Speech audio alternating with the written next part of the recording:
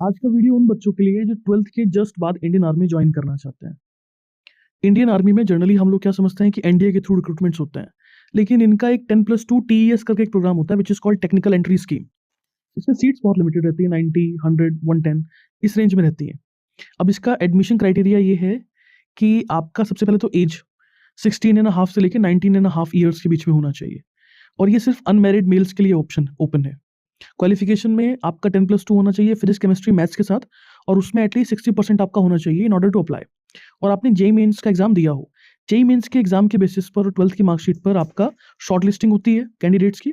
फिर उन बच्चों को बुलाया जाता है एसएसबी के लिए। एसएसबी होता है हमारा 5 दिन का, फेज 1 और फेज 2 के बेसिस पर।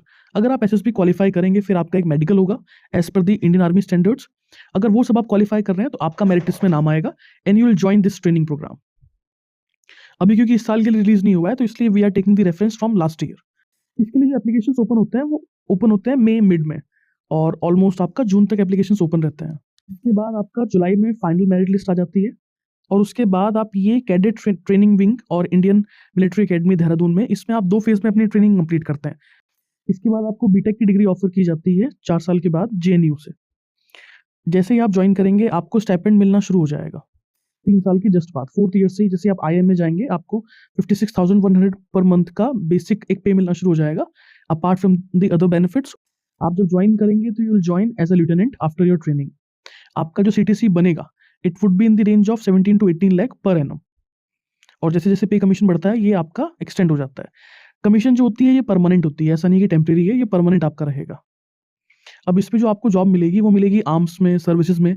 मेजॉरिटी जो होता है कमीशन का वो कॉर्प्स ऑफ इंजीनियरिंग में होता है, सिग्नल्स में, इलेक्ट्रॉनिक्स और मैकेनिकल इंजीनियर में। मेनली आपका जो काम होगा वो इंजीनियर का काम होगा। जैसे ही आप लेफ्टिनेंट ज्वाइन करेंगे उसके बाद जैसे जैसे आपका कंप्लीशन होता रहेगा 2 ईयर्स 6 ईयर्स, जो भी प्रमोशन क्राइटेरियाज हैं, फिर आपको as captain, mayor, lieutenant colonel, इस तरह से आपको प्रमोशंस दिए जाएंगे। और जैसे जैसे आपका प्रमोशन होगा उसी के हिसाब से आपका पे स्केल चेंज होता चला जाएगा। अपार्ट फ्रॉम द बेसिक पे आपको बहुत सारे अलाउंस मिलते हैं, जैसे डियरनेस अलाउंस मिलेगा, किट मेंटेनेंस अलाउंस मिलेगा, और जिस जिस तरह से आपकी जॉब होगी उसकी मैट्रिक्स ऑफ रिस्क और हार्डशिप के हिसाब से आपको और अलग तरह के अलाउंस प्रोवाइड किए जाएंगे। इसके लिए आपको अप्लाई करना होता है joinindiaarmy.nic.in पर। यहाँ पर आप अपना 10th का मार्कशीट, जिसमें आपका डेट ऑफ बर्थ होगा, आपका 12th का मार्कशीट और आपका आईडी प्रूफ और एक आपका रिजल्ट का कॉपी जो जेई का है, उसके बेसिस पर अप्लाई करेंगे।